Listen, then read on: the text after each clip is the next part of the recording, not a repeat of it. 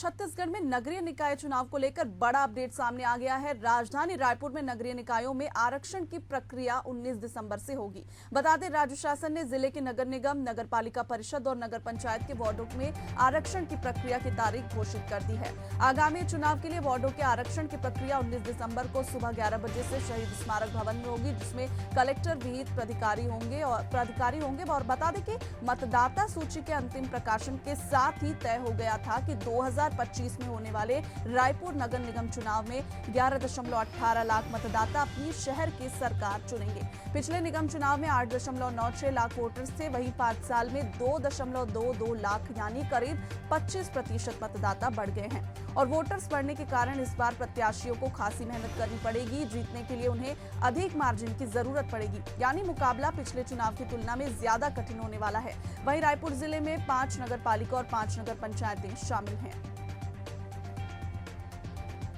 और इस पर ज्यादा जानकारी के साथ सहयोगी शशिकांत साहू हमारे साथ लगातार बने हुए हैं। जी शशिकांत, 19 दिसंबर से ये जो आरक्षण की प्रक्रिया है ये शुरू होने वाली, किस प्रकार से ये प्रक्रिया होने वाली है नगरीय चुनाव को लेकर, पूरी जानकारी दीजिए।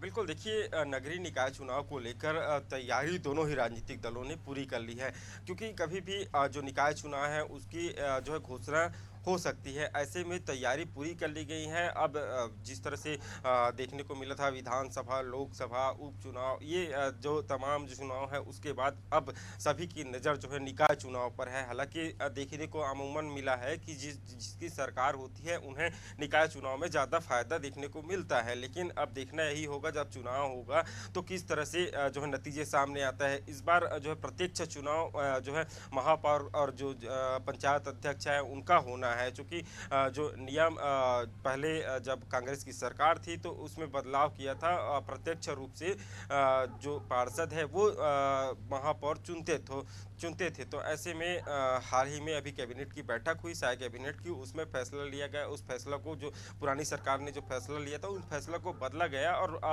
जो प्रत्यक्ष रूप से चुनाव कराने का निर्णय लिया गया है। अब इंतजार आरक्षण का लेकर है, क्योंकि सभी जो नेता है जो चुनाव लड़ने की इच्छुक है वो अपनी अपनी क्षेत्रों में तैयारी कर रहे हैं, लेकिन आरक्षण एक बड़ा दाव होगा। चूँकि तैयारी कर रहे हैं लेकिन आरक्षण के हिसाब से वहाँ जो सीट के हिसाब से आरक्षण नहीं आया तो उनकी जो मेहनत है वो कहीं ना कहीं बेकार जाएगी। तो इस तरह से अब आरक्षण का ही इंतजार जो नेता है कर रहे हैं। रायपुर की बात की जाए तो कल आरक्षण की घोषणा कर दी जाएगी, कहाँ किस क्षेत्र में किस तरह से आरक्षण होगा।